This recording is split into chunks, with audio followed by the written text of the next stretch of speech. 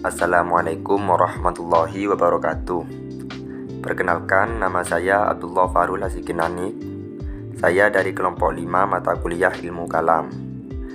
Yang terhormat dosen pengampu Ilmu Kalam Bapak Abdul Ghafi Setiawan dan teman-teman yang saya banggakan.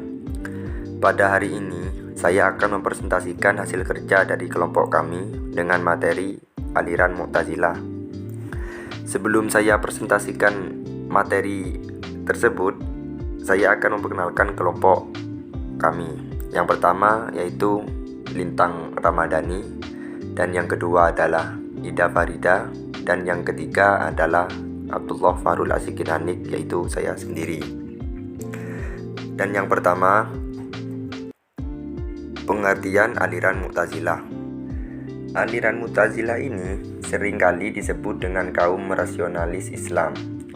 Karena jika kita kaitkan dalam konteks aliran teologi, Mu'tazilah adalah suatu nama golongan dalam Islam yang membawa persoalan teologi yang mendalam dan bersifat filosofis daripada persoalan yang dibawa oleh golongan lain seperti Khawarij dan Murji'ah. Mu'tazilah adalah gelar yang diberikan oleh pihak lain ketika Hasan al-Basri mendengar kebid'ahan Wasil bin Atha.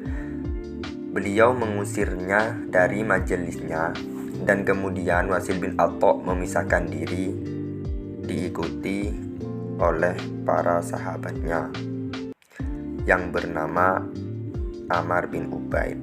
Sejak itulah orang-orang menyebut mereka dan pengikutnya dengan nama Mu'tazilah.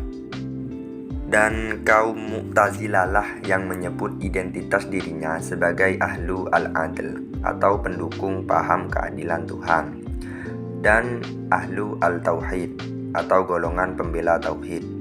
Pihak lawan memberi nama golongan ini dengan Al-Qadariyah lantaran mereka menganut paham free will and free acts, yakni bahwa manusia itu bebas berkehendak dan bebas berbuat. Yang kedua, sejarah aliran Mu'tazilah. Secara harfiah, kata Mu'tazilah berasal dari i'tazala yang berarti berpisah atau memisahkan diri. Dalam artian menjauh atau memisahkan diri, secara teknis istilah Mu'tazilah dapat menunjuk kepada dua golongan. Golongan pertama, yaitu selanjutnya disebut Mu'tazilah 1, muncul sebagai respon politik murni. Pada awalnya, golongan jamaah ini tumbuh sebagai kaum netral politik, khususnya dalam artian sikap yang lunak dalam menengahi pertentangan antara Ali bin Abi Thalib dan lawan-lawannya, terutama dengan Muawiyah, Aisyah, dan Abdullah bin Zubair. Cukup menarik sekali bahwa mereka itulah yang sesungguhnya mula-mula dikatakan kaum Mu'tazilah dalam arti kaum netralis atau dalam arti politik, tanpa stigma teologi seperti yang ada pada kaum Mu'tazilah yang tumbuh kemudian kelak. Golongan kedua, yaitu selanjutnya disebut Mu'tazilah 2, muncul sebagai respon persoalan teologis yang berkembang di kalangan Khawarij dan Mu'tazilah.